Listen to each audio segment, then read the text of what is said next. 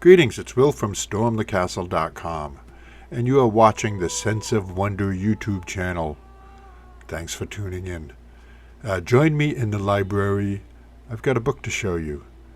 And, this is an interesting one, I think, in that it is another installment in the Stained Glass Night, and there's a story behind why I made this stained glass window, and it's becoming very fulfilling for me for it to be coming to a close. We're getting close to finishing off this window.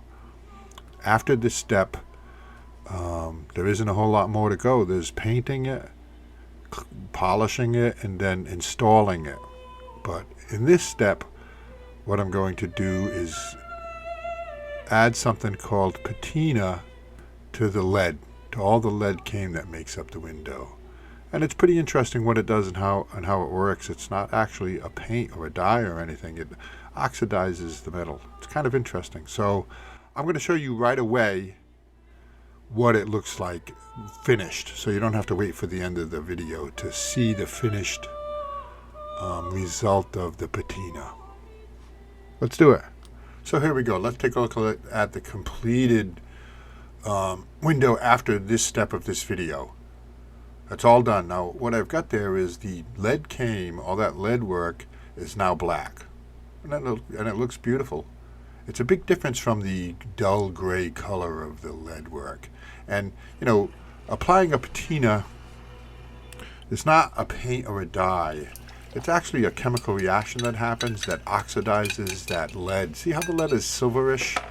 And we had just seen it nice and black. And what a big difference it makes. It really does make a difference. But in order for that chemical reaction to work really well, we want to clean it all up, get rid of any acids, particularly from the solder or anything like that.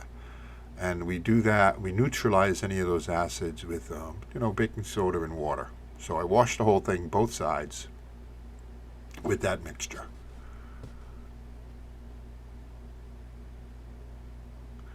Now we're going to apply the patina. And it's interesting to me that it's a product name because patina always is a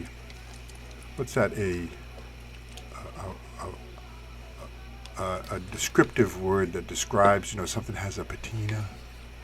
So it always feels weird to me to call the product patina. It's actually not a patina, it's a patina creating chemical. Right? I always, patina is that what's so right? Is it noun? A noun? A patina? But, or an adjective?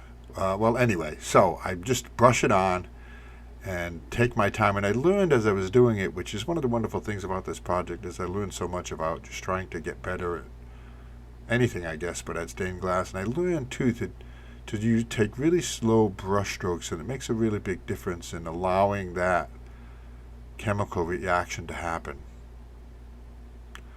But because it's not a paint or a dye, it doesn't affect the glass at all. And we're just gonna clean it all up. So it's a matter of taking my time, covering all the lead, and the patina doesn't work on the zinc around the edge of this window. Just take my time, covering all the lead slowly, trying not to miss anything.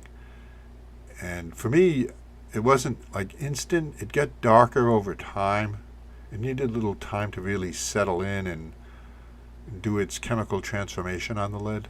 And I also believe, although I'm not 100%, I also believe that it probably improves the lifespan of the lead.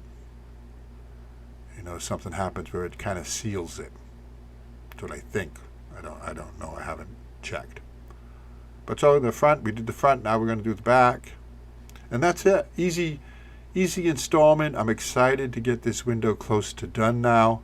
I'll put a link in the description of this video if you would like to see or like to learn what the story is behind this window. There's an actual story as to how this window and why I'm making it. So let's take one more look at the completed patina-ized. Hey, I made up a new word, patina-ized.